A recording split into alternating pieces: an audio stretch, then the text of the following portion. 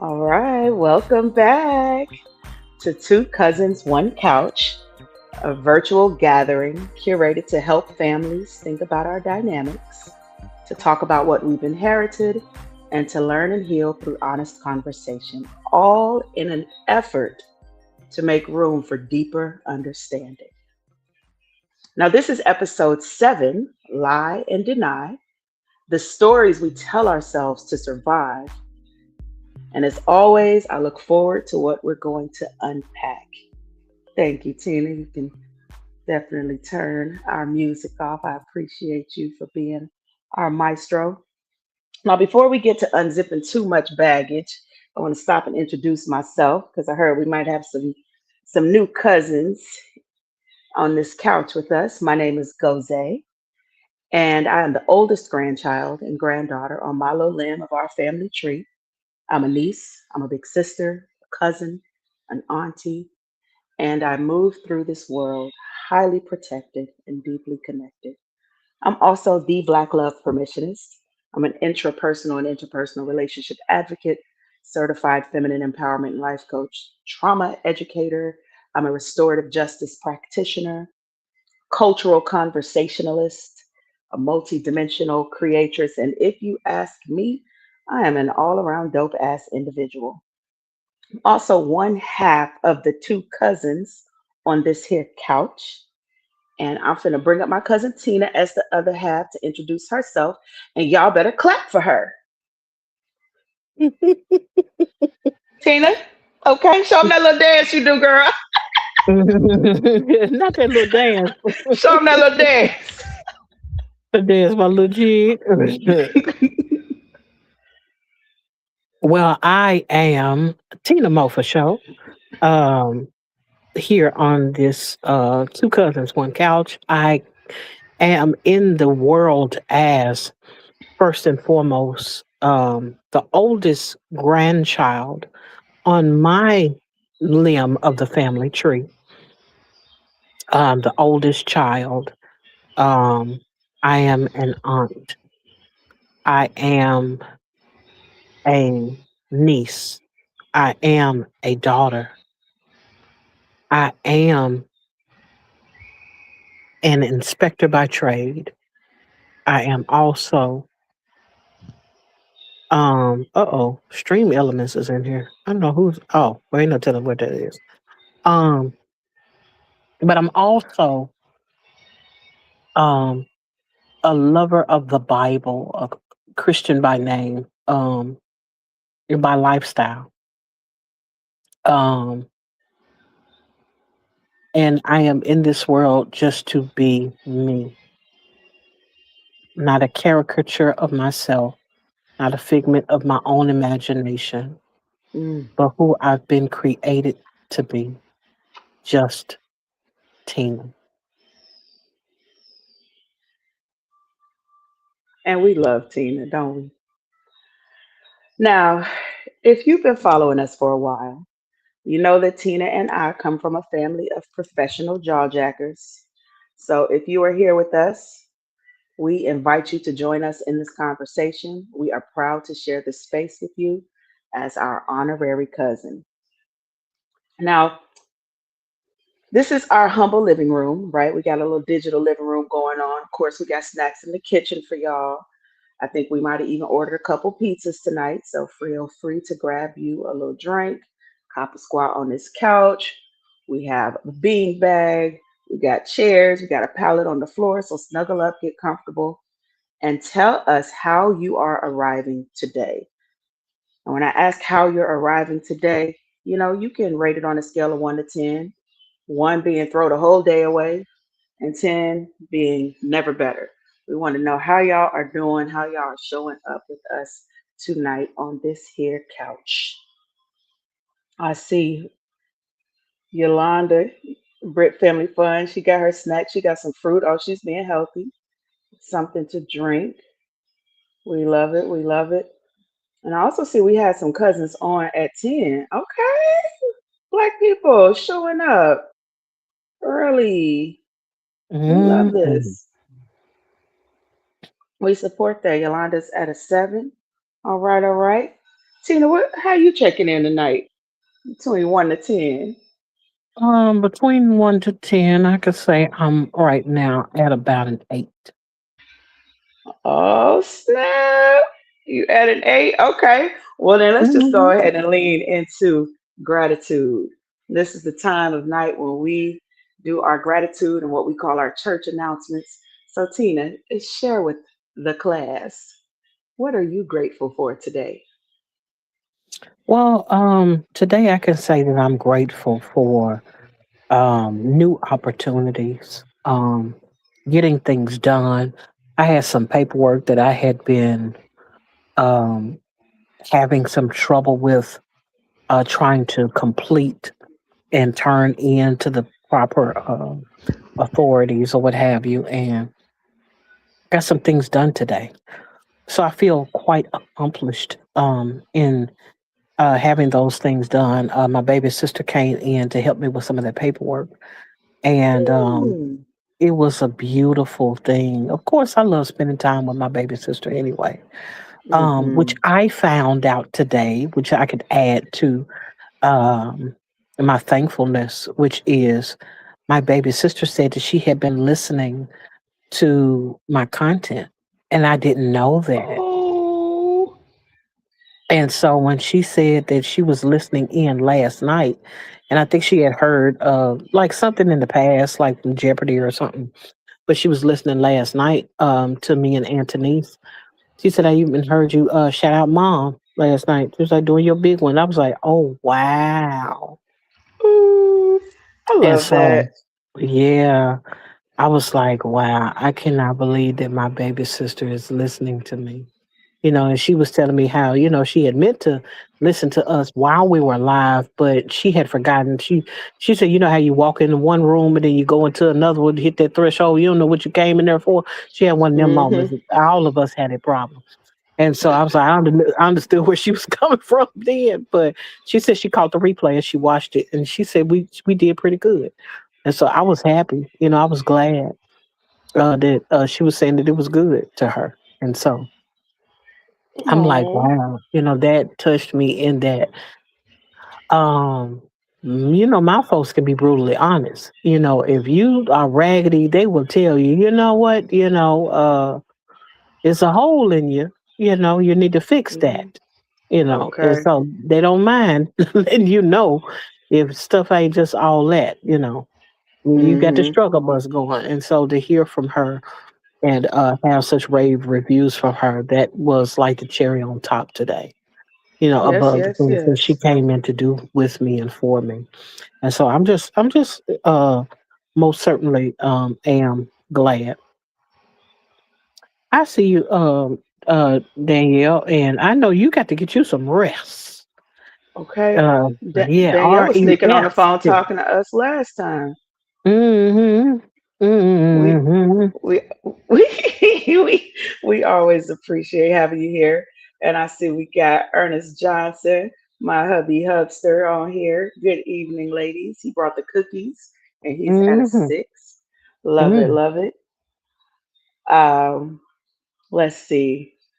I would say, what am I grateful for today? Well, I'm grateful for a lot of things. I'm grateful for growth.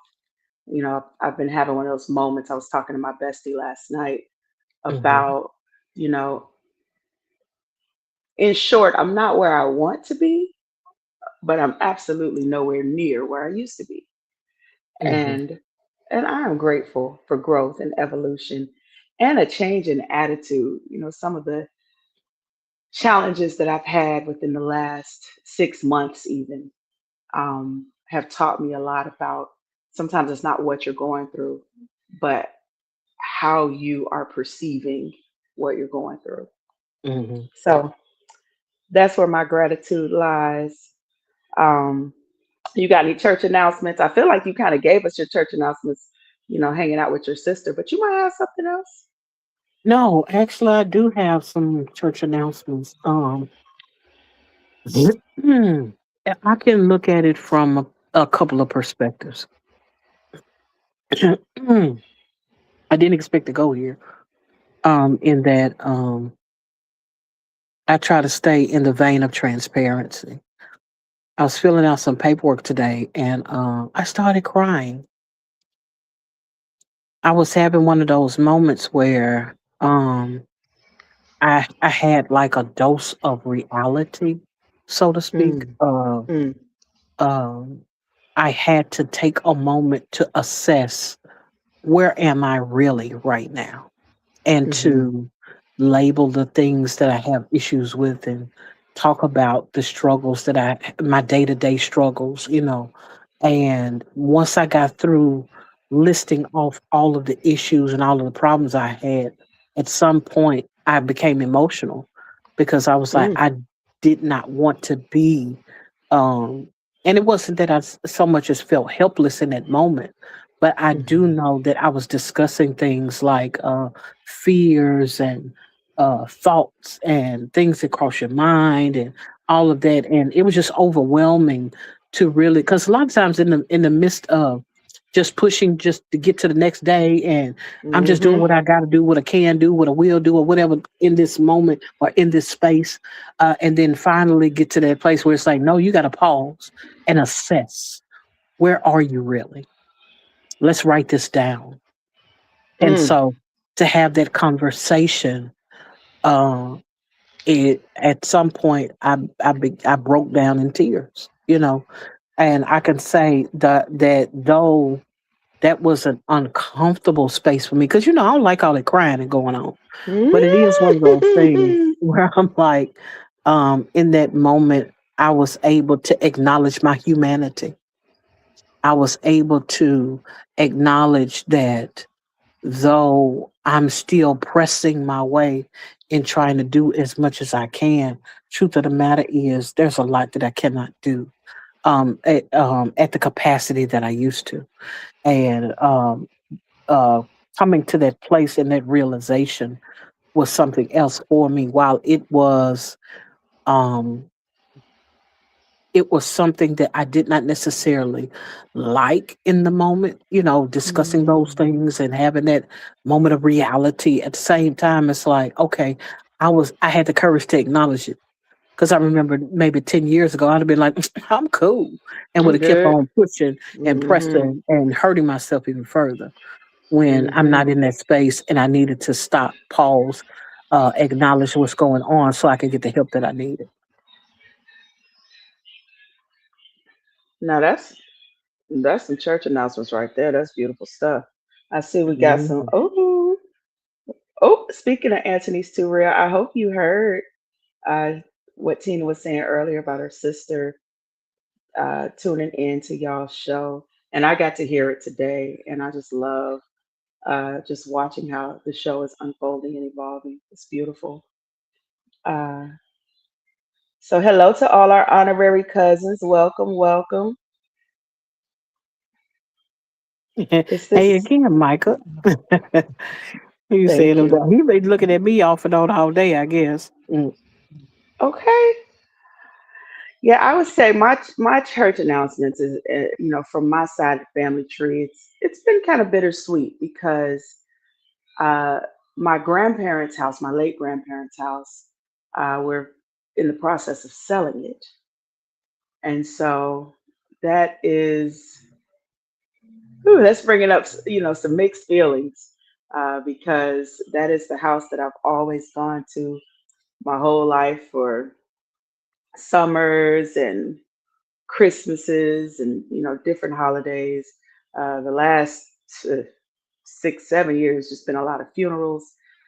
We are finally selling it, and so it just feels like this place that's just always represented family, and my connection to my dad's side of the family will no longer be ours. So on one hand, I'm grieving it. On the other hand, I'm interested to see how we're going to move together as a family because we won't Mhm, have that meeting place, which has been the hub for so many of our family connections. So that's mhm, that's my church announcements for tonight. Uh, Checking in with our honorary cousins in the chat. Let us know, if you haven't already, how you're coming in on a scale of to scale of 1 to 10, 10 being never better, one being just throw the whole day away. We want to know how you're doing.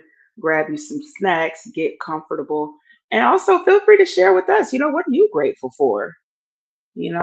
What important announcements are going on in your lives? Um, I want to make sure that I let Micah know. Micah, this is my cousin. I know you're saying co-host, but this is my actual cousin, my vein. Uh, Hi, Micah. her grandfather and my grandmother are sister and brother, and so that's how Yes, we're ma'am. cousins. Yep. Yep. Yep. We really on the family tree. We got the royalty and the loyalty inside our DNA, as Kendrick would say. Hmm. But Right. y'all are honorary cousins. We're so happy to have you here. So let's see. I guess we're gonna get on into it. Last time we came together as a family, we really dug into a conversation around voice and choice. Hmm. And I think what we're going to discuss tonight is like the perfect follow up. So Hmm. we're going into exploring the stories that we tell ourselves in order to survive. We're examining how, maybe denial and self protection can show up in families. We're going to be talking about the relationship between image and identity. And, the whole point of this conversation, we're not here to point the finger, call nobody no liar, nothing crazy like that. We just want to invite some reflection. We're not here to blame anybody or badmouth anyone's families, but you know, we like to talk about these kinds of things. So the first thing I was thinking about, Tina, um, well, first of all, this conversation was Tina's idea. You want to talk Hey, about, did you yeah? give did you give the thankful part? Because I heard the church announcements. You didn't hear my gratitude? No, you had no gratitude. I absolutely had gratitude. You Now, did? what were you doing when I was being grateful? First I of don't all, know. I might have been putting. I was talking about my spiritual growth and evolution. Oh I was yeah, I talking remember about that being part. grateful for how far I have come and You my are so attitude right. change. Yeah, My bad. exactly. Yeah, See, now we're you're going to right. start this whole thing off with a whole argument. Look at I this. stand corrected.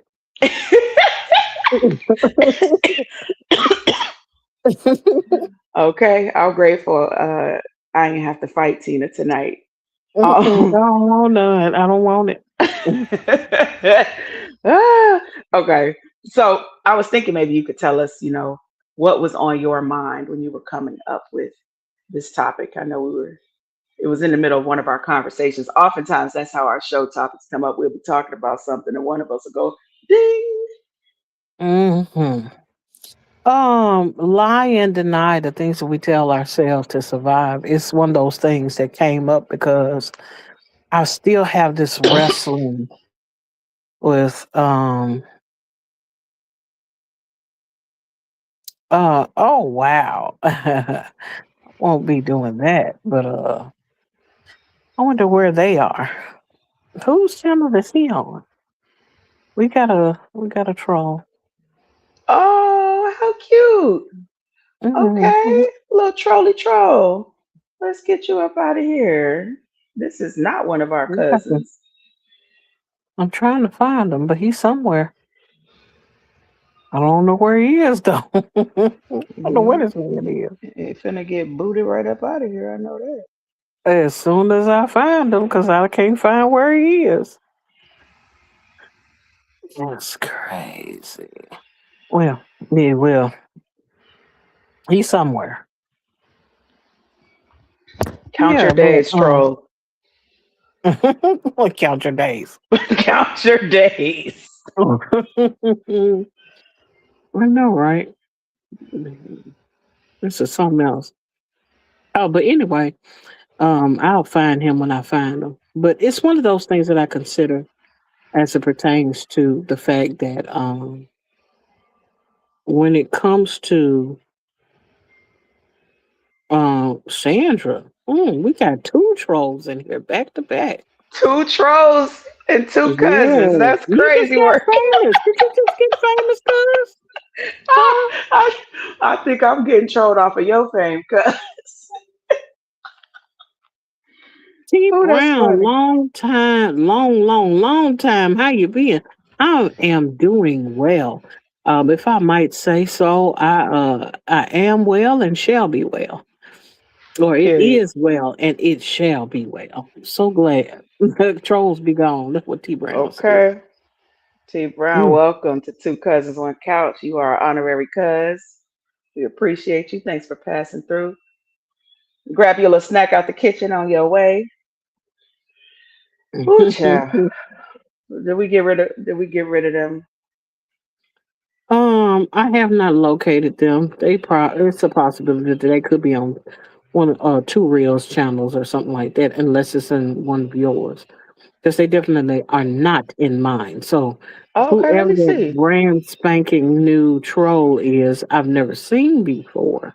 Ooh, a It's shiny in new troll. hidden, Look at us. shiny, shiny Let me new see if I troll. can find them on mine. I can't imagine that, but it could happen, I That suppose. man said, "Who's trolling? I'm being real." This is a Gooning channel. I could be a moderating spirit for you. Oh, that is Oh, she hilarious. said they are on my channel. Okay, let me go find them. Oh, Who is your child. channel? I assume she's talking about me.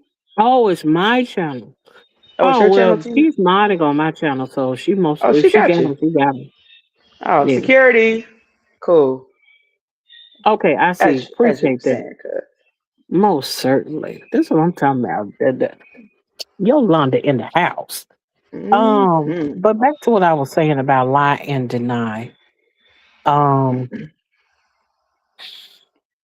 we learned how to lie from somewhere, and I think I've touched on that a couple of times throughout the past 12 months about how we have all this messaging that tells us rather than be open and honest, forthcoming, and transparent, just lie. Just lie till our soul's content. Just lie until don't nobody know what the heck we talking about. Just lie. And a lot of times it's about trying to survive a moment. It's about trying to survive a um a mindset or survive a particular area as it pertains to our lives. Because we can be trying to survive trauma a lot of times, and rather than Mm-hmm. face the fact that you know someone may have just wronged us in one of the most horrible of ways. We rather be like, it wasn't that bad. Hey, everybody makes mistakes. But the truth of the matter is, it may take us years to get over their trauma, decades to Mm, get over their trauma. And sometimes, in the whole aspect of being willing to lie and deny, part of that is I'm trying to survive this moment and feel like I have some semblance of a steady mindset. I don't want to feel like I'm losing my mind because of what I'm willing to acknowledge. This is like today, and me acknowledging, the different things that I'm experiencing right now as it pertains to not being able to find a good remedy for my back troubles and things of that nature. And mm, of you all who have had or experienced back trouble, you know how that can be tricky.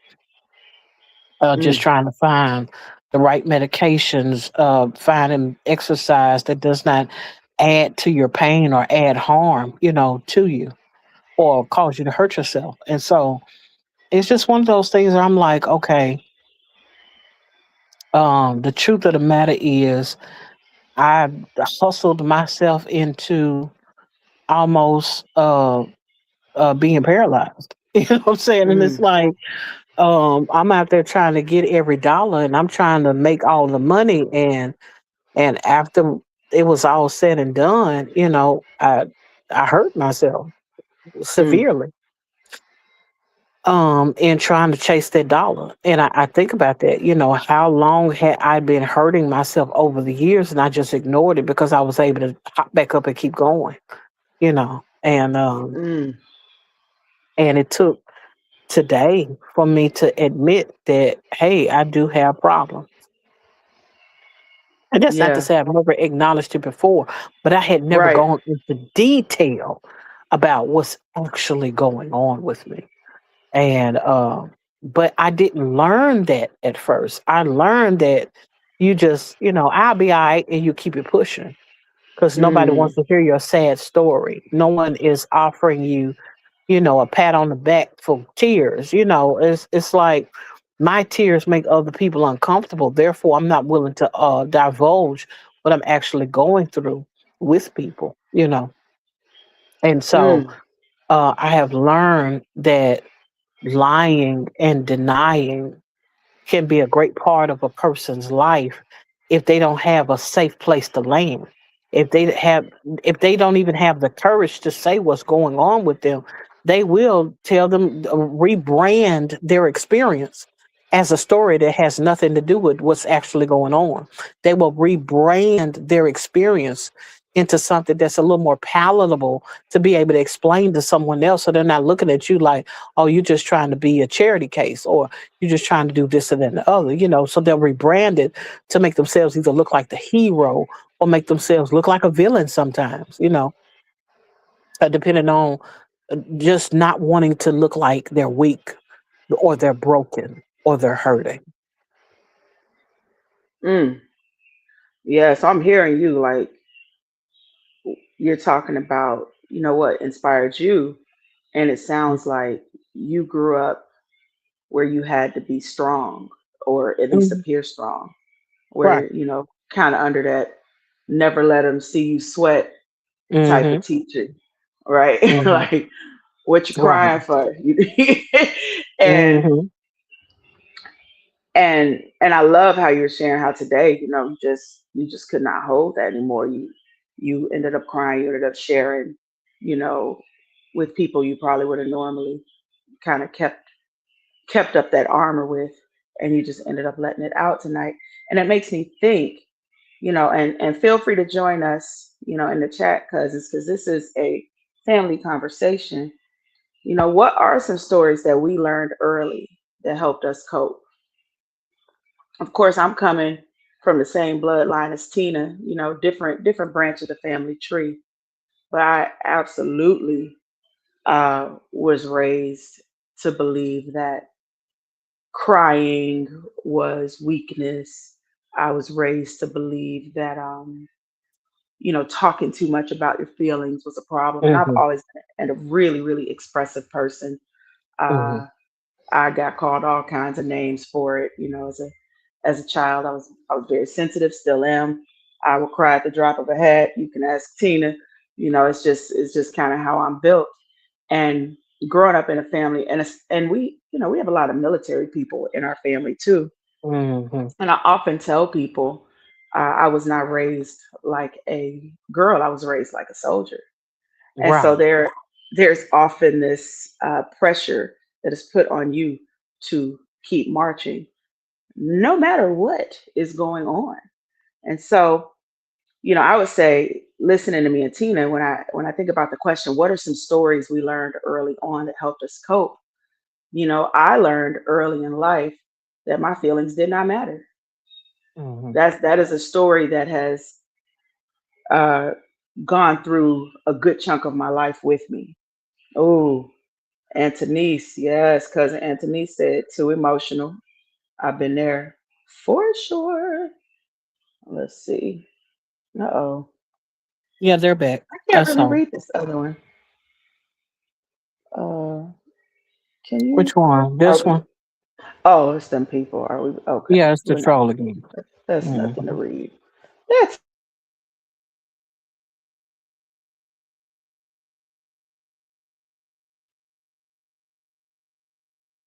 Oh, while we're waiting on her to come back, I'm sure she's having a couple of technical difficulties.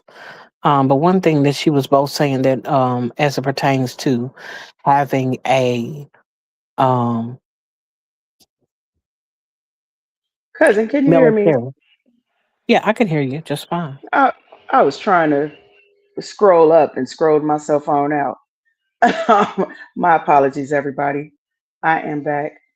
You could just time them Um, out, Anthony's. You can just time them out 24 hours. They ain't gonna do nothing but make another page and come back. Definitely got your work cut out for you with that one. mm, I'm so But as grateful you were that we, saying, you yeah. said, well, Oh, I was gonna say I'm so grateful we have the cousins that we have in this room.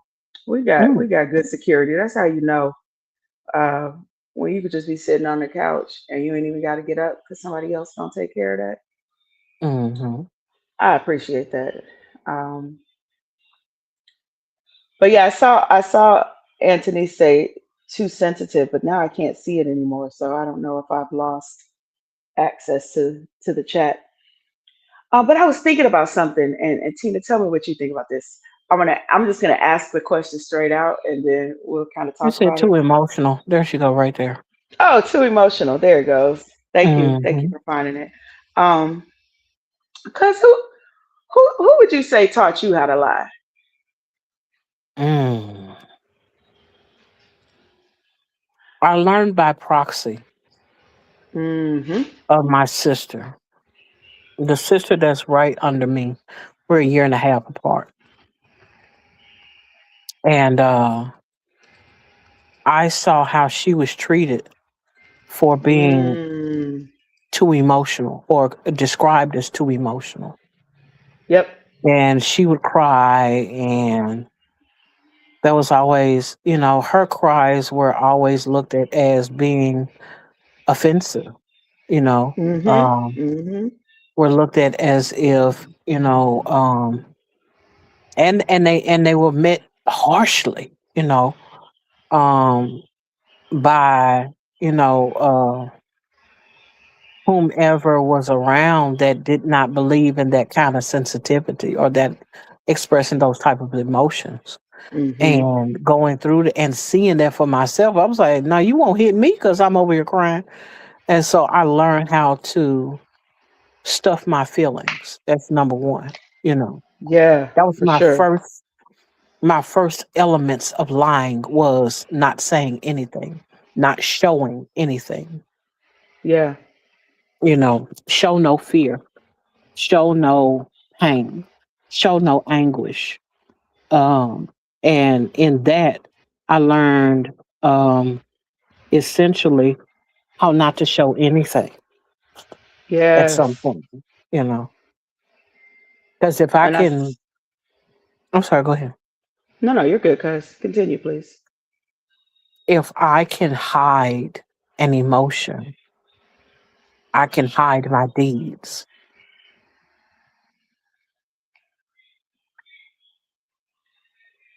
Yeah, that's felt. That's felt. I see Yolanda saying she's been told she was too emotional as well.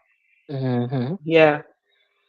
Yeah, I think especially, if you were, born anytime millennial, Gen X, baby boomer, no tears were just seen like Tina said.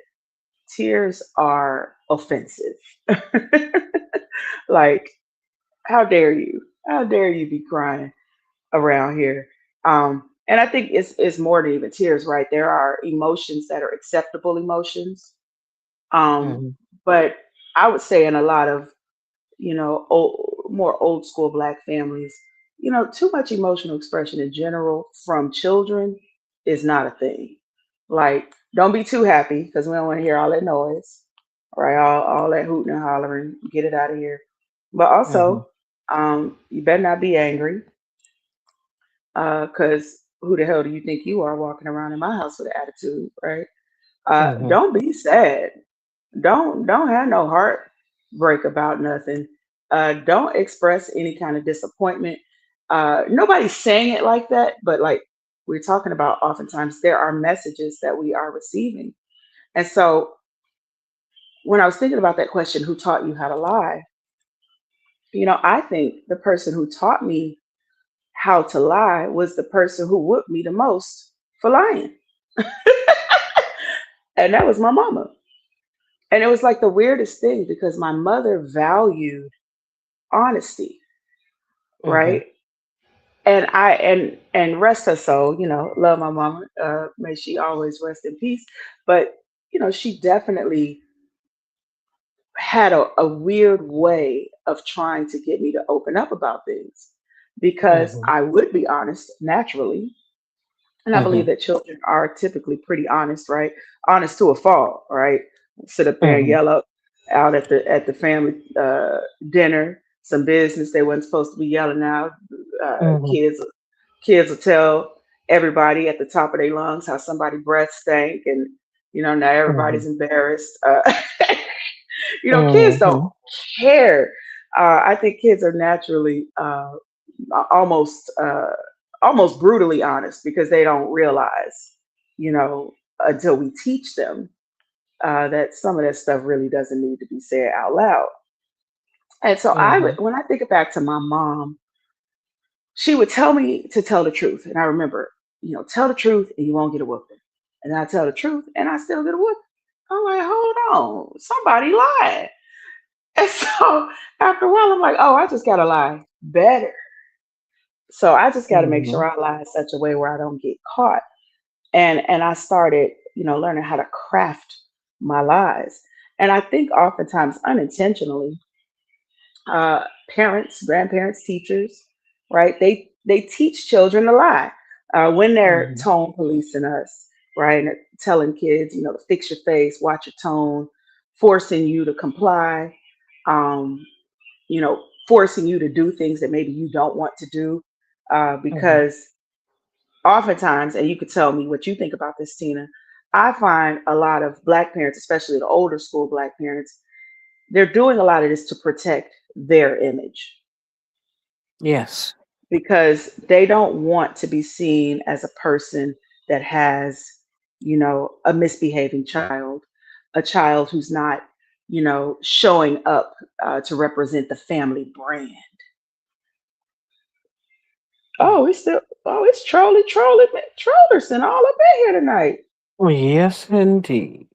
Oh, Yolanda said, absolutely got a whooping regardless. Yeah, kids have Mhm. no filter at all. Yep. If you cried, told to get over it. Mhm. Absolutely. And we're just going to skip on over that gremlin who showed up in the chat. So, anyway, what are your thoughts, dear cousin? Um, Would you there say that was a sometimes the adults policeman. teach the kids? Yeah, yeah, you're taught to lie. I know that at some point, if you go back in history, there was for preservation. Yes, yes, for sure. Respect. And Yes. I have to take it back that far mainly because a Yeah, lot of times people don't understand the history of why people do the things that they do. Um, absolutely.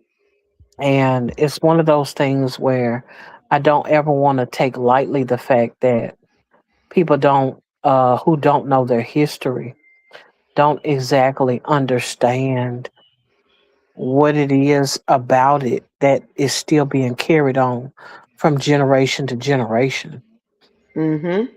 and how much of their trauma is passed on mainly because people do not understand things that Yep. are operating from generation to generation and what it presents itself as well. Because if it's one thing that I come to understand, it's the fact that you making us look bad initially Yep. started with a thing of, if one person does it, everyone gets in trouble. Yeah. If one person does it, we all suffer because we're Yeah. all punished at the same time. Yeah. Um, and on top of that, you don't want to become the example Yeah. before everyone else because they'll treat you worse and watch and make force us to watch you as you're punished, you know. Yeah. Yep.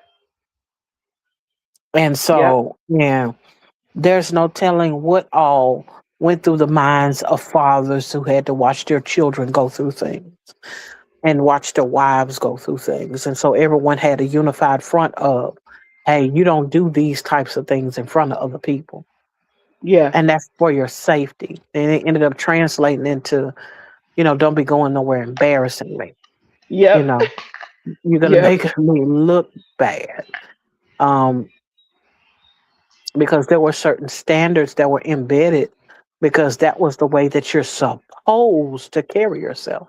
Yep. And those presuppositions passed down from generation to generation, each one maybe becoming weaker as it pertains to the original idea, gets watered down, and now you're just doing things just because somebody said do it, without taking into consideration how much has changed and how much no longer affects you in that way, where you have to continue carrying on those particular cycles of Yep. what would be considered normalcy.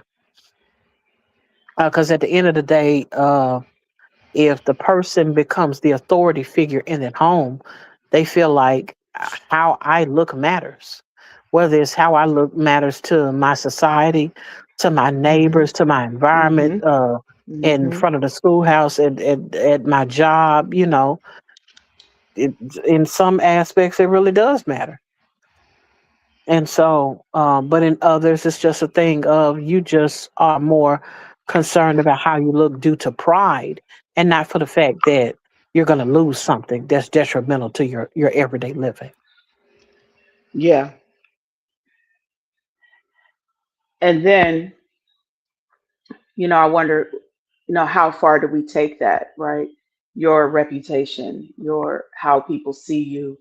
Uh, Oftentimes, when you're talking about how we have to, or when you were giving your example about you learning to hide your emotions early in life, right?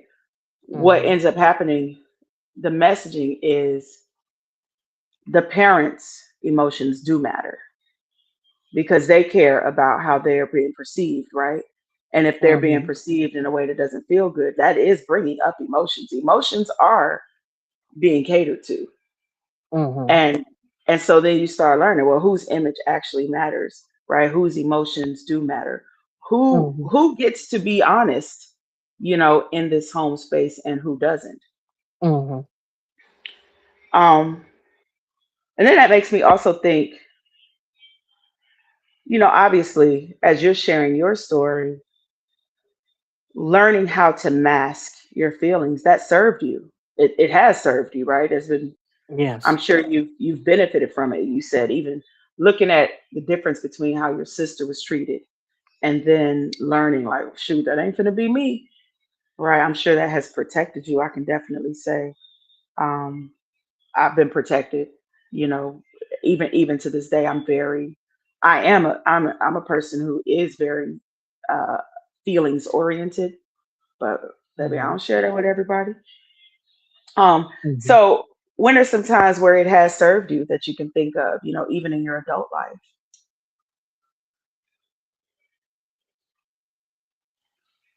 Um, Knowing how to speak, when to speak, has gotten me, has kept me alive. If I'm just honest, Hmm. I've had situations where um bravery counted, where I was Tell me able to more. stand up to someone who was in the Mm. process of trying to take from me, Hmm. with a weapon aimed at me. Mm. And it was in that moment where I knew how to say what I needed to say in that moment. And of course I attribute a lot of that to God's grace, and Yeah. that what I said wasn't triggering to them. You know, Yeah. what I said wasn't the thing that pushed them right over the edge and caused them to do something to me in that moment. But it was that calm demeanor, but willingness to say no, that allowed me to escape what could have been a worse situation. Hmm. And I remember, being in situations where I couldn't say anything. I had to know when to shut all the way up and not um be willing to be submitted to what was going on in that moment, even Right. though I didn't like what I was experiencing at the time, but it spared my life again. So Mm. I can say that there have been plenty of times where, hey Trisha, I see you. Appreciate you coming in. Welcome, cuz. Well, not honorary cousins. Um, but it was definitely one of those times where I'm like, okay, I don't like the situation I'm in, but worst case scenario, if I say anything in this moment, it could cost me my life. Yeah. And so knowing how to say, when to speak, when not to speak, how to say, and what force, being able to read a room Yeah. has preserved my life Yeah. on many occasions. Yeah, for sure. And I can think of many situations, even in my own life, where learning how to put up the armor, right? Learning how to mask has benefited me, for sure. Learning how to fix my face. But now let's talk about, because we know that obviously when we learn these survival tactics when we're little, right? There is a reason. There is a benefit. We're not going to act like every time we have lied or presented ourselves uh, differently than what was actually going on, that it was always something bad happening. Sometimes it really is survival. Sometimes it really is, like you said, a matter of life and death. Or I don't know if I'm allowed to use that word on YouTube. Mhm. Life and the afterlife. Yeah. um, but when did you notice that this survival tactic was costing you? Um, a few years ago, Mhm.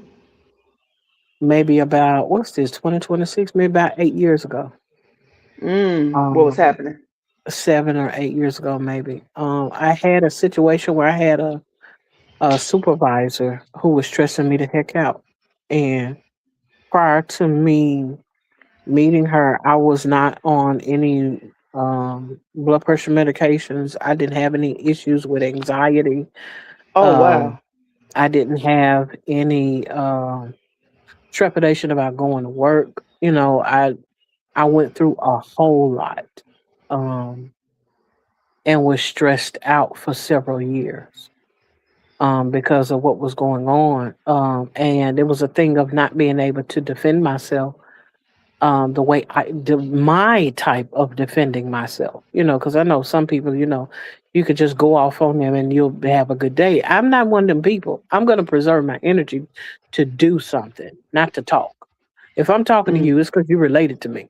If I'm talking to you, mm, it's because I know you really well. When you somebody outside of that sphere, it can go down. mm, And so I was experiencing one of those moments of I don't want to lose my employment, but I don't want this person to keep treating me the way that they're treating me. And because they had the position that they had, there was nothing that I could do about it. mm, And so really had to pray about it, to be honest. mm. I think it's really, whew, I think it's really something that you touched on, right? The Mhm. ways Mhm. that learning how to live those little lies, right? And and Mhm. if you've been carrying a story since you were a kid, and maybe the story is, as quite a few of us have talked about, emotions. Nobody cares about my emotions, right? Let's say that's your story, and you're walking Mhm. through life. Nobody cares about my emotions. I'm not allowed to share what I feel because nobody cares, right? I'm too emotional anyway, so let me cut it off. And you start Mhm. lying to yourself and telling yourself, I'm good. I'm cool. I'm cool. I'm good. No, I'm fine. Oh, it's all good. And each time you minimize, each time you downplay what you're feeling, what you're going through, there is a cost, right? Yes, Mhm. we have discussed that there are benefits, right? It can protect you. It can be a matter of survival. But then you hit something that I think happens to a lot of us, you know, and I really see a lot of it in the workplace. I know I Mhm. certainly have, because I have definitely had quite an experience in many workplaces where, and jobs are so funny, right? They love to say, "Oh, we're all a family here," and they love to sell themselves as being different from other companies, and you know, Mhm. it'd be a bunch of malarkey because you get in there and, like you said, you didn't have any high blood pressure, you did not have any anxiety. Mhm. They handed you that along with your little check. And I know that check was not enough to cover all of that drama that you were going Still through ain't in there. enough. No. It's never enough. Mm-mm. It's never enough. And so oftentimes what's happening is those lies, they're chipping away at us. And the more we do it, and the more we get used to living that lie and suppressing our emotions and and just living this life where we are repressed, we end up paying for it with our health. Because Mhm. the body ain't gonna go for those. Like, you can lie all day, and the body's like, oh, I'm still sick though. I'm still stressed. I know you told everybody you were cool, and I know on the outside you kept your face straight, and maybe you even learned how to control your breathing, but Mhm. you're not good. And No. I've Far from it. seen, right, I've seen so many of us, and when I say us, I'm being very specific, about Black people, where we are the best people on earth at performing calm. We know how to perform calm. Oh, hold on. We got some cousins coming up in here. Mhm. Well, let's Elevate acknowledge our me to cousins. you, who we know is me two times. We're so glad that you decided to hang out with us tonight. Greetings. We want to just acknowledge you as one of our honorary cousins in the two cousins, one Yes. couch space. Hey, hey, Um, hey. make yourself at home. Please do. Thank you for joining us, our honorary cousin. I don't even, child, I got, that squirrel got me. Help. um, yeah, I know, right? But it's one of those things that I think about as it pertains to um, the whole thing of being in those toxic spaces Mm-hmm. and what we've experienced. Yeah, I get the thing about being black, but there was another layer to it because I was Mm-hmm. being suppressed by another woman. And it wasn't, Mm. at some point, there was only she and I. We were the only two women on the crew, her as a supervisor and me as a worker. Yet I was being Mm. um, completely suppressed by her, oppressed by her. And Mm-hmm. it was in that I was like, this ain't even fair. When you got your position, I was applauding you. I was clapping it up for you. I was celebrating Mm. you. But then you get the position, and it's like now you try to put your foot on my neck. And I didn't understand that. It was unnecessary when I wanted her to have the position that she had because I felt like she represented us, quote unquote. But Mm. it was Mm. one of Mm. Mm. those things where it's like, okay, now it's something else. I'm like, don't be threatened by me because I work with excellence. Just know that you have a good worker. Why you can't look at it from that perspective? And it just took many years of the back and forth and changing of uh, hours and working crazy hours and uh, having being expected to do go above over and beyond the call of duty in so many different ways and until some of that stuff attributed to some of the issues I have now, Mm-hmm. because it was one of those things of you got a person that's trying to break you by making you work so much, but then your lifestyle conforms to or adjusts to the money that you're making because you're always at work. And then one day you can't work all those hours. And it's like, wait, now you're trying to find other means and other ways to make up the difference, and you end up hurting yourself in the process. And so I think about that, how there were so many factors as it pertains to what happens when you're in that space with someone and it is their they basically teach you how to suppress all of your emotions because they're the person in Mhm. power. You know, they Mhm. teach you Mhm. how to suppress how you actually feel so you don't react Mhm. in a way Mhm. that is savage. Good matter of fact, I could say that when I was working there at that time, there was a label put on me, and I wasn't none of that label. But the more the push and the poke and the prodding made me want to act like what I was labeled as. And so I had Mm. to fight the urge to go hate on people, to be the savage that they said I was, all because I had a jacket attached to my name. And they figured that they could use that against me. Mm. Man, so whew, right, and having this discussion about image and having this discussion about the lies we tell ourselves. I think that that is like a strategy that is so commonly used, right? You use and abuse someone, and the way you control them is by labeling them negatively, and then Mhm. you get because they want to prove that they're not like whatever you're saying that they are. And so they already don't get the chance to just exist as a human.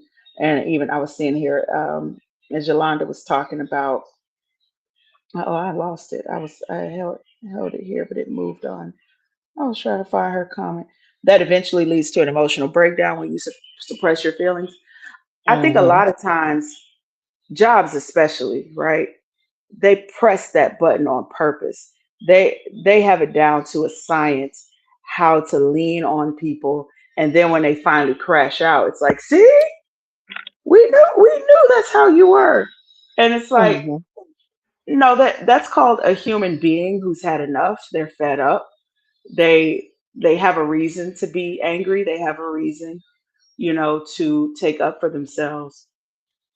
And it's definitely given that throw the rock and hide your hand kind of energy. I can't stand it. Mhm. I I just wanted to see. make sure that I acknowledged Out the Pit is with us tonight. I see you in the chat. I did try to make sure that I waved or at least give my salutations in the chatments. But we appreciate your presence here tonight. I just wanted to add you as one of our honorary cousins in the space. We ask that you make yourself at home. We appreciate you hanging out with us tonight. Hello, out the pit, our honorary cousin. And we're just discussing the lies we tell ourselves and image and identity and all these things that come up. But yeah, I've Hmm. seen it. I've definitely seen it happen a lot in jobs where, again, you're being pressured to be someone you're not. And sometimes you're even getting pushed into a corner, uh, Hmm. to be another version of you that you're not, right? Because I don't think it's fair to try to label somebody what's good, because to try to label somebody based on how they feel when they're being put you know under just an extreme amount of pressure and abuse. Hmm. Hmm. Yeah. Um, And that's the thing. It makes me think about people that are in other fields, like you have your firemen or you have your Hmm. police officers who deal with the stress of, complete strangers calling you pigs, complete strangers that are, degrading, and demeaning towards you. Have a sense of hatred towards you, not even knowing your character. You haven't done anything. You're just trying to do your job, and then you have to, and then they go home. And it's like, who taught them how to decompress?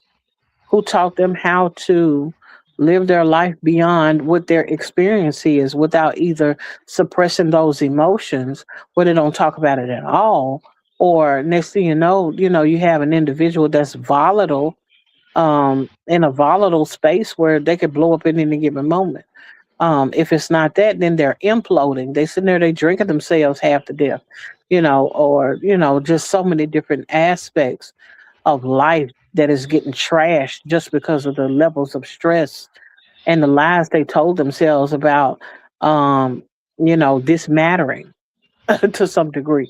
Or I have to do this because this person or that person is expecting me to be this, or desires for me to be that,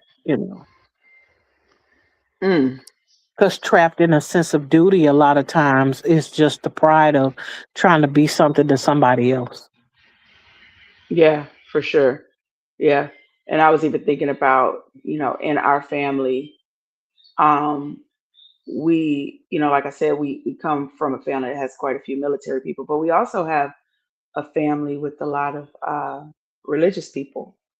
Yes. And, I think that shows up a lot in religious families where Hmm.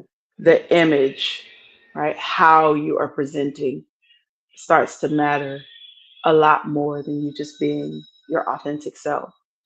Hmm. Um, I think that being attached to something or being a part of something that identifies you can be a trap in and of itself. Because if Yep. you're allowing the thing on the outside, whether that be a building or an ideology, to define you, then you can easily walk into a trap, that someone else has Yep. set for you, and you just living by someone else's words. On the other hand, I do believe that people have a innate desire to be connected, whether that's connected to one another or being more connected to their own families, connected to their past, connected to what they consider as God, in their lives, in one way or another. And so I think about that as it pertains to that desire can be hijacked by anyone. That desire can be exploited by anyone if it's not guarded properly. If it's not if proper vetting has not been done as well. Because I don't think it's Hmm. anything wrong with having religion, but if that religion is not teaching you how to interact with people and not turn it into something that's so starchy that if you do anything that's different from it, there's the punishment and the consequences are so severe, that you can't really live with people at all. There's a problem with it, you know. Um, Mm. and so it's one of those things where I tread lightly in that I try not to come against people's religion because you don't know how people were raised. On the other hand, it's like, but they're not wrong for wanting to believe in something. They're not wrong in desiring to place their faith or their belief system or whatever, wherever they want to place it. The thing about it is, are you able to be held accountable to the decisions that you make, even as it pertains to who you're associating yourself with and who you're governing yourself by? Because a lot of people want to point the finger at somebody else when a lot of times, they need to take accountability for their own actions. We got Simply Shayla in the room. Hey, Simply Shayla Shayla. says, "Hey Tina, So glad that you decided to come hang out with us. Just want to recognize you as one of our honorary cousins and hope that you are able to um, hang and chill with us for a minute. Thanks for coming and hanging with us. absolutely welcome, welcome." Oh, out the pit says, "I used to identify as a Hebrew Israelite. A lot of what I was attracted by was the identity it gave me at the time." Hmm. And I think, just keeping the focus. And so when I brought up religion, it had nothing to do with criticizing people for religion. It's Mhm. about what happens when we use whatever we're identifying with to, one, we identify with it so much that now we have to uphold a certain type of image. We have Mhm. to present a certain brand, right? We have to represent Mhm. ourselves in such a way where now the image becomes more important than who we truly are. Mhm. Mhm. And I think there's a fine line there. And what is the balance Hmm. of being who you are and taking on a set of ideas that you think will work for your life better, you know?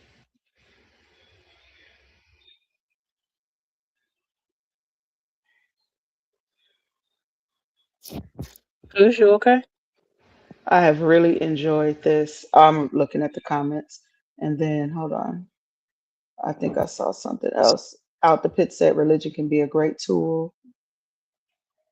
Simply Shayla said, thank you. I'll be counting down the time to midnight. Then it'll be my birthday. Oh, snap. Oh, you Central Standard Time, 'cause if you still counting to 12 o'clock, you on the same time Uh, I'm on. okay. We got to make sure we stop at midnight and celebrate her birthday. Out the pit Ooh, says, yeah, facts. I found identity, but kind of lost authenticity. Yeah. yeah. 'Cause Mhm. I think that happens with a lot of people, right? You, Mhm. whatever the thing is, Tina brought up sometimes police officers, but whatever it is, right? You're a parent, you're a police officer, you're involved in some sort of religion, whatever that thing is that you are identifying super strongly with, you know, at what point does the image become more important than the truth? At what point Mhm. does what you're presenting mean more to you than who you actually are? I Mhm. think, those are important questions. So I hear where you're coming from, cuz. Mhm. Yeah, because I think it's the thing about taking inventory. Are you Hmm. still being you? Are you still you? I understand the becoming process. I understand the whole thing of, oh, I need to learn what I can and cannot take on as it pertains to a thing. My whole thing is don't go in lying to yourself. Hmm. Don't become Hmm. something that you're not. That's not authentically you. Um, and I get the whole thing of, if I wasn't, if I've never done karate or if I've never done taekwondo or whatever that may have come across or what have you, and I'm not expecting to be go out here and act like I'm a black belt and I'm just getting started. I haven't mastered things yet. If I'm just getting started, I got me a good white belt. That's it, and trying to work my way up to a brown belt or something. But I haven't made it to the black belt. And so in that, I take into consideration that some people present themselves like they have a black belt in something they only have a yellow belt in. They are just beginning in something. And so they want to look like they're experts, but they don't have the pedigree behind the thing that they're trying to present. And I think it's one of those things, faking it till you make it is not always the way to go. You're just lying to yourself. I love fake it till you make it. I mean, I love that you brought that point up, right?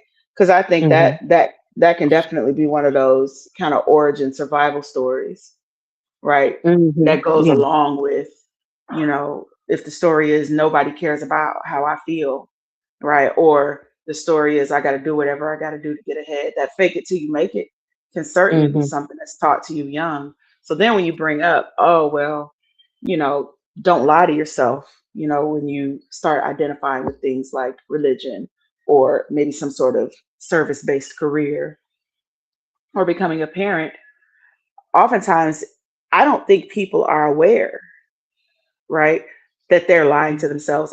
I don't even know if a lot of people even, especially in the kind of society that we've come up in, I don't know if a lot of people even have the awareness of what's happening inside of them Hmm. to even be able to, notice.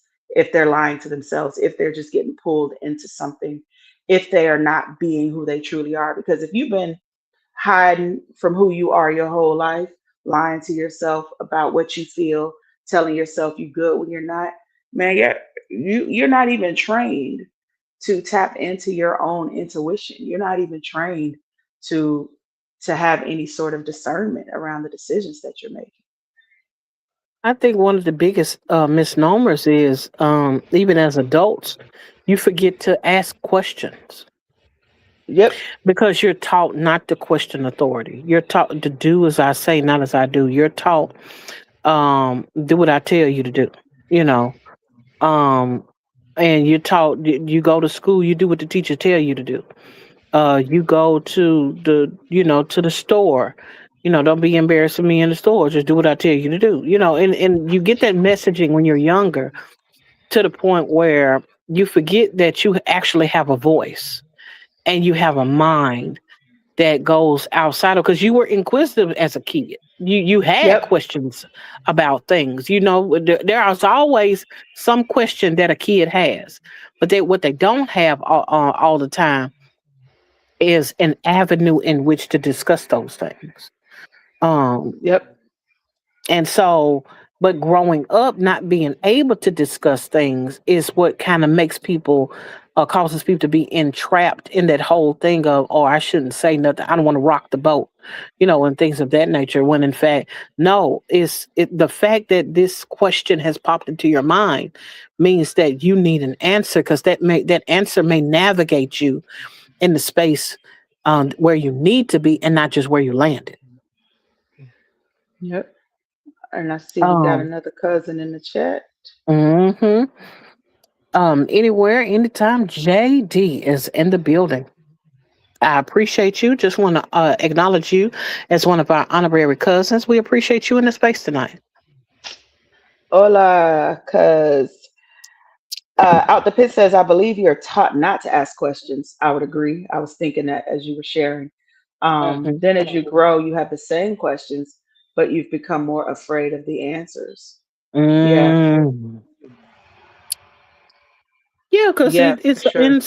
in some ways the answers will shake up our metron. It will shake up our foundational principles in some way, especially if it's been built on someone else. What happens when you have to look your parent in the face and notice that they're not perfect? Yep. What does that actually do to you? When I remember one day I had this, and I mean you can laugh if you want to, don't make me no difference. I remember at some point in time that I had this thing. But this lady said I'm about to doze off. Oh, I'm she's gonna done just her allow you to best. play. I Thank you just for finished hanging with with this us, one second. Anthony's. By all means, get you some rest. We the late night crew. Um, Please. yes, indeed. But what I can say is, I remember when I was younger, and I had this weird thing about believing everything that I was told. If adults said it, I believed it. Oh, Open and shut case, and was very, very green because of that. I remember growing up one day thinking that we were delivered from the stork down the chimney. Now I don't know where this story came from. I don't know if it was a combination between something my mama said, something I read in the Bible, and something I don't know, and something I saw in a cartoon. All I know was you didn't read about no stork in your Bible, child. child Now I ain't finished telling you the story though. I thought that we was Okay. delivered by a stork, and I thought my mama was a virgin like Mary. Oh, She had never known a man, but I knew I had a daddy. Didn't put two and two together. Then one day, I remember thinking to myself, hey, we didn't come down no chimney. Hey, babies come out of humans. uh oh. Oh no, my daddy has defiled my mother. And I was like, stupid. No, that's how you was born. I Not defiled. What? I was mad at my daddy. I'm like, how dare he? I wasn't ready for that one. I mean, because I thought she was unblemished. Now, this is my own mind doing its own Unblemished. thing. These words are cracking me up. How old were you even thinking about someone I being don't remember. blemished? I was young, whatever it was, and I was old, finding out differently. I might have started thinking about Tickled. it like when I was like 3 to 4 or 5, maybe. But I didn't stop thinking that until I was like maybe 8, 9, or 10 or something like that. So I think a good 5 years I was out here slow as a box of rocks. But, you know, I found out differently. I was like, I can't believe it. Mm, mm, mm, mm, mm. That's funny. I was thinking about,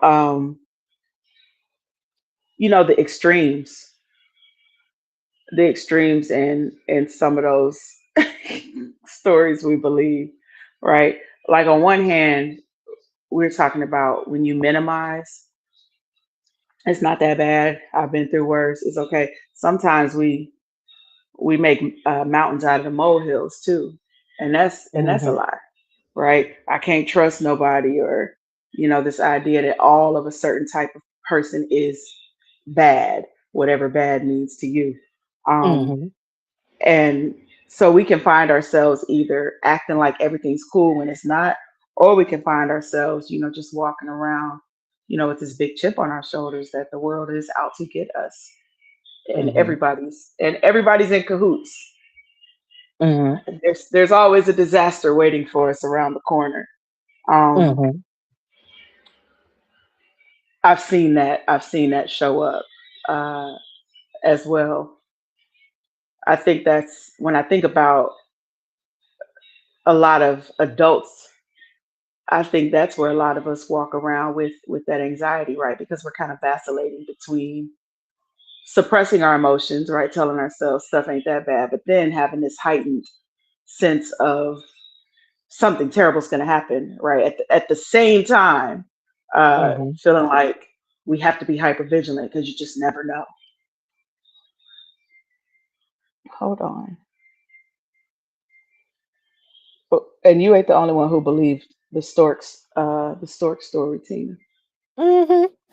I mean, it's one of those things where, you recognize your own ignorance at some point. But I think all of that could have been resolved if I was just able to ask some questions. And I don't know if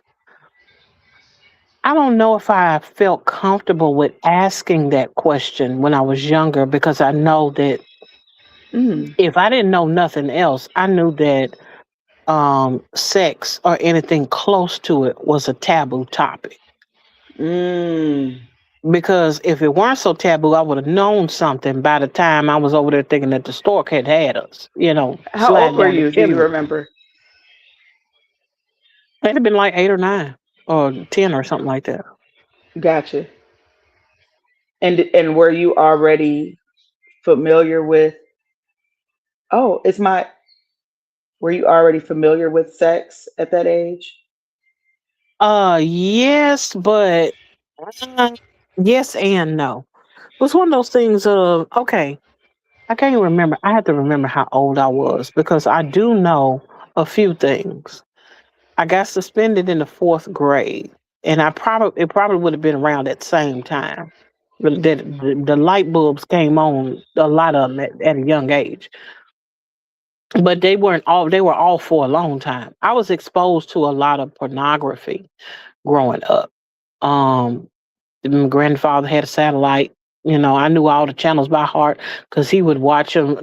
Not just sitting there watching, but he would like go past them in the middle of the day in broad daylight. And I'm like, I wouldn't be like one of those kids like, oh, I saw this and I saw that. I didn't say nothing. I just looked, paid attention to what was happening, paid attention to what channel it was on, and remember and memorized it.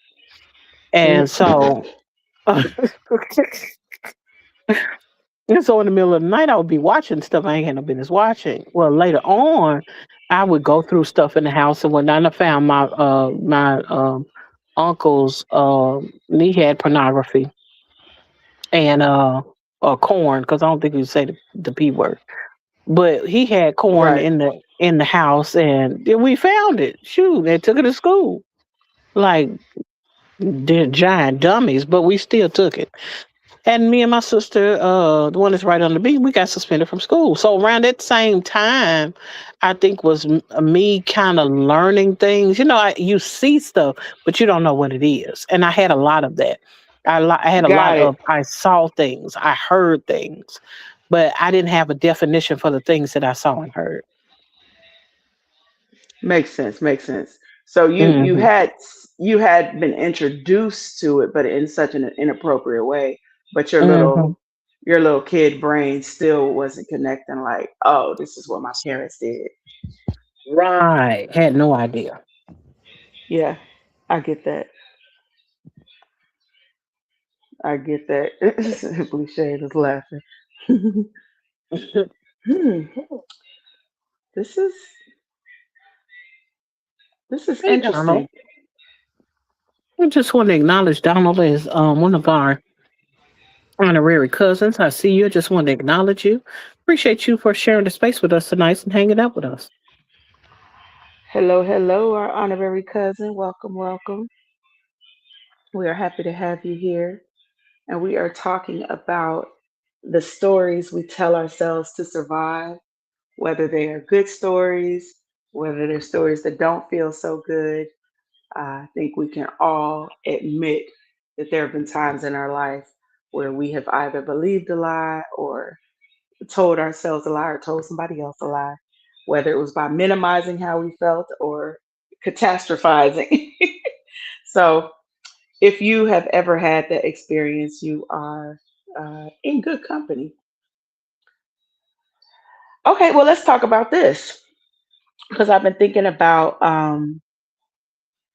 this idea of forgiveness. And, I've seen this a lot. I really see it a lot with little kids, um, where in families, a child does something that is, you know, not acceptable based on whatever family culture they're in. And they're told, to say you're sorry, right? Uh, and the kid might not.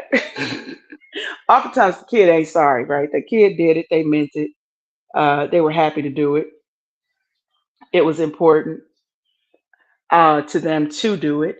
And then now it's like you got to start telling yourself or telling the family, I'm sorry, I shouldn't have done that. Um, how do you think that impacts children, Tina? Um,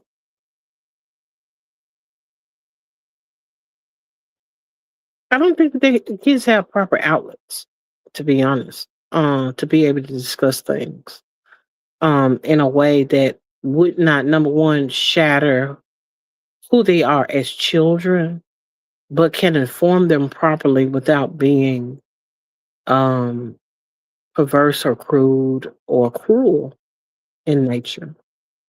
Um,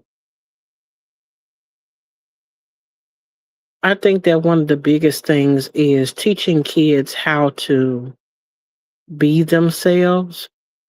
It's so hard because, as much as a person would want their child to go in a particular way, it does not necessarily mean, um, it does not necessarily mean that we always have the best um, idea about where children should go, how they should learn, what they Yeah, can and cannot handle, and things of that nature. And I think it's just about having an open line of a communication with yeah, children. You know. yeah. And that's tough, right? Because I feel like this entire conversation is talking about a certain balance, right? Because on one hand, you do want to teach children to take accountability for themselves, just like you were saying Hmm. when we were talking about religion, right? What is that difference between taking accountability for, however we're identifying as a spiritual being, but on the flip side, being authentically who we are, and Hmm. And what does that look like? How do you balance all those things out? And with children, you're trying to raise children to be decent human beings. You're trying to raise them to know how to move through society in an appropriate manner. But then when does pushing them to behave or be appropriate, when does that turn into you turning them into somebody that they're not? You know, how can you teach a child how to be themselves, and on the flip side, train them to have a certain set of values, that will, help them get through life. I don't think that's easy. I would never want to be a parent. Oh, we got some new cousins in the chat. Looney Tunes. So glad to see you out tonight. Appreciate your presence. Um, just want to acknowledge you as one of our honorary cousins in the space of the two cousins, one couch, and Hmm. hopefully you'll get something out what we're talking about tonight as it pertains to lie and deny. Some of these things we be telling ourselves just to survive moments, you know. Yeah, for sure, for sure. Oh, wait, what's happening here? Donald Oh, is being a bit aggressive, and if he don't watch himself, he will get banned. oh, yeah, that's it. Yeah, this is a show about family and overcoming in the family. So, let's all just be mindful. Again, reading the room. We reading the room in here. Um, but I was thinking about when I was bringing up, kind of forcing children into apologies, how that could even overflow into us kind of living in this world where we force forgiveness, right? Even when the forgiveness isn't necessarily even there, right? But there is this almost this ritual of you do something that somebody considers wrong, then there's this apology ritual and this, what's up? Oh, I thought you said something, cuz. Mm-mm. And then, you know, somebody has to, kind of almost behave as if they're okay with things, even if they're not, even if they're saying, they're apologizing for things that maybe they didn't mean to apologize for, or they're now feeling this pressure to forgive somebody that maybe they don't even, feel the need to forgive.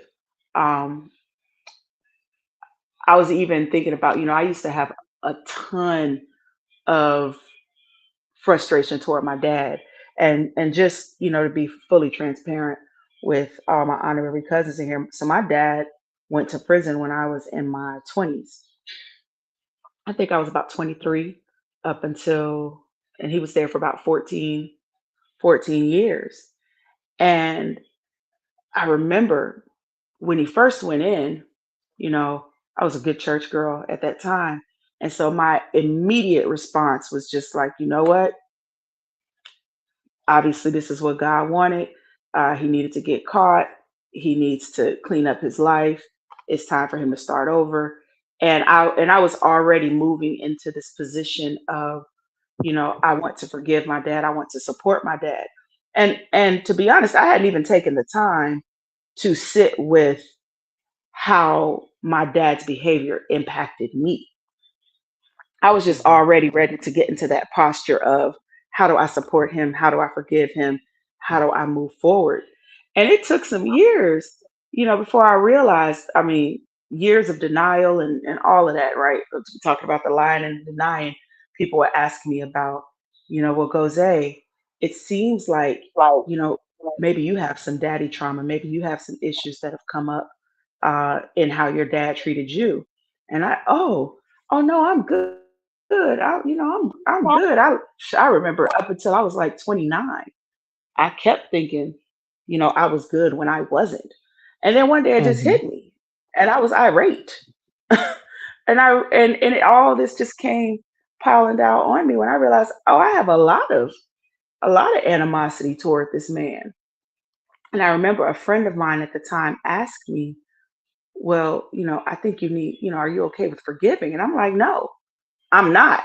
And my whole life, based on how I'd been raised and based on, at the time what my religious beliefs were, I thought forgiveness was something I had to do. I didn't even think that it was an option to not forgive. I didn't even think that there was an option to sit with how I felt long enough. I thought forgiveness was something you had to offer immediately. I didn't even know, I didn't even know that there were other ways to go about things.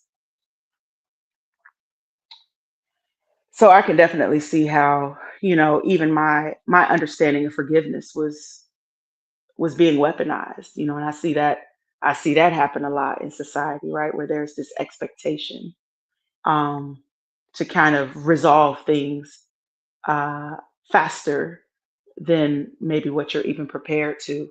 And I could see that, as performing a certain kind of image, right?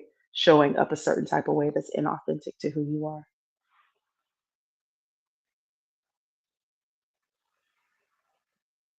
Oh, Donald has been dealt with.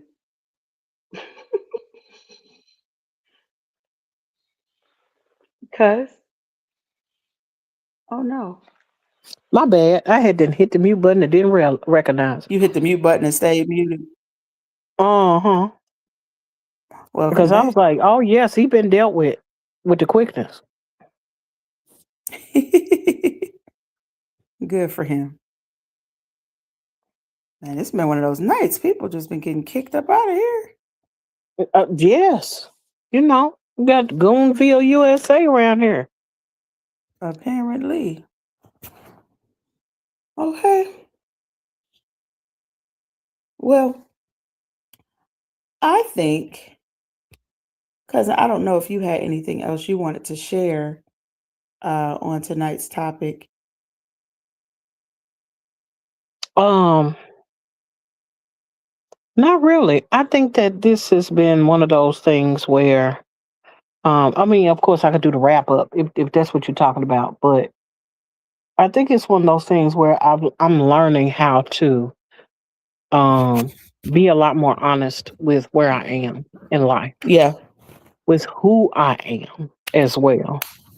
Um, I know that everyone can't necessarily handle me in every facet of my life. And it's not like I'm doing a whole bunch of stuff or living crazy or raggedy or whatever, but it's one of those things of I respect the fact that everyone can't handle who I am. And that's okay. That when I need to let my hair down or when I need to have a hard conversation or if I need to say something or get something off my chest, I have a community of people. I have a village. I have a tribe. I have people in my life that I can lean on when, the quiet part needs to be said out loud, but not necessarily in front of everybody on YouTube or Instagram or Facebook. You know what I'm saying? It's more so one of those things of I need to discuss a matter that is private to me with those that I could be private with, and they share that space with me and hold that space for me. Um, and I think that's just where I am today, where I'm like, okay, since things are the way that they are, I want to be able to utilize those things to the best of my ability. Makes sense to me. Yeah, I think I can relate to that for sure. Um, I think every day, you know, going back to what you said earlier about being curious, right? Not just being curious when it comes to talking to other people, but being curious with myself. You know, I've been learning to ask myself more questions, to slow down more, and make sure that all of me is in agreement, with whatever decisions are being made. Because sometimes, the mind will make a decision that the body ain't really down with, or the body will go along with something and the heart really ain't on board with. And so I've been, for myself, really working on checking in and making sure that all of me is okay with the direction that I'm pointing myself in, or even making sure that I'm not being pulled in directions that none of me wants to go in.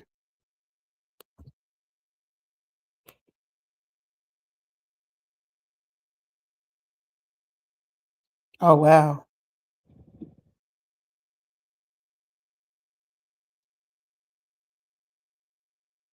No, Looney Tunes, you are not blocked. Thank you for speaking to everybody. We had a troll in the room that had to get put out, and that caused a bit of a stir. Tina, I don't know if you're muted. No, I shouldn't be. Can you hear me? Now I can. Oh no, I was uh while you were talking, I was trying to let Shayla know that that person, that individual, that last troll came after her specifically. And Mm-hmm. I was about to let her know to be careful. And just because you see my name and Anthony's name pop up at the same time, Anthony's is going to be it. That's just her chat rolls in at the same time mine does. Because of how the comment section is set up. But yeah, she and I think that it's my StreamYard. My StreamYard, whatever this thing is, Stream Elements that's blocking my own comments. I'm like, what? I can't even say what I'm trying to say because it's blocking my comments. That's been happening to me all day. I'm gonna have to get a hold of Stream Elements. Cut that out. Mm. But Looney Tunes, I appreciate you as well. I see you. You said blessings, ladies. Much love and respect. You have a great Yes, same to morning. you. I know you're about to get out of here, but and I appreciate you for stopping by. Thanks, honorary cousin. Thank you, thank you. And then we have to wish our honorary cousin Simply Shayla a happy birthday. Oh, I got to put. Let me get my singing voice. Mm. Me, me, Hold on, I ain't ready me. yet. We gonna have to sit Happy a mail your song. birthday. I'm sorry. You gave me the key now. Now I'm about to sing. A Oh, happy yes, ma'am. birthday to you. Happy birthday to you. Happy birthday, dear Shayla. Mm, Happy birthday to to you. you. Yay! Yay! Got me out here singing. Yep, I'm we gonna have to got we got erase some this birthday cake live in because the kitchen. I can't let nobody hear me sing like that. Girl, I don't even got it on me, so I'm glad you had it. oh, Oh, well, oh, we it's appreciate official. Wait having a you. minute, Shirley, did you just turn 18? Did you? Was it 18 or 17? I think she just turned. She just got grown. Oh, just got grown. Yeah. Mhm. That remind me of something I saw on what you call it? Boy, that tickled me so bad. They were singing, "She's a woman, she's a woman, and she's a woman." That was tickling me so bad. They were singing to some little girl who had the change of life, and they were singing to her, and it tickled me. Oh, Well, cause I feel like we did it. It's done. We just celebrated Shayla's birthday. We done talked about lies and image and all those good things. You want to go ahead and close us out? absolutely. Just as I had stated before, I just want to encourage you guys, and gals, ladies and gents, and everything in between and outside, because I don't want to leave anybody out. Those of you all who have come to a place in your life where you realize that you don't want to continue to live your life in a way that denies your experiences, that denies who you are and how you think to this day, that denies who you are as a person, your beliefs, your core beliefs, beyond what society tells you, beyond what you've been told, sometimes even by your own parents. But at some point, we always want to come to a place where we're willing to tell the truth. Not just a my truth thing, but tell the truth.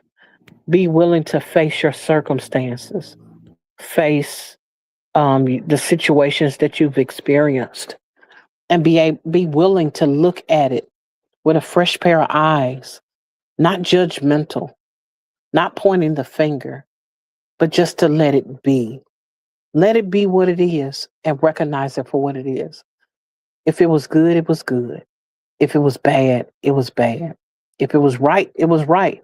If it was wrong, then it was wrong. Then you can move on from there. You don't have to stay there. You don't have to pitch your tent there or build a house or a monument to it. But what you can say is, I'm willing to move forward now that I have acknowledged my past, now that I have acknowledged who I used to be, now that I have acknowledged what I was taught. Now I can move forward in wisdom. I can move forward in knowledge. I can move forward in understanding. And I can move forward in truth. And that's all I got, cuz. That's all we got. And thank you all again for joining us for our seventh episode of Two Cousins, One Couch. Lie and deny the stories we tell ourselves to survive. We appreciate every last one of you who showed up and spent quality time with us tonight. And you all have a wonderful night. And go to sleep, lay your fat heads down, because some of y'all sneaking on the phone hanging out with us. I know, right? Bye.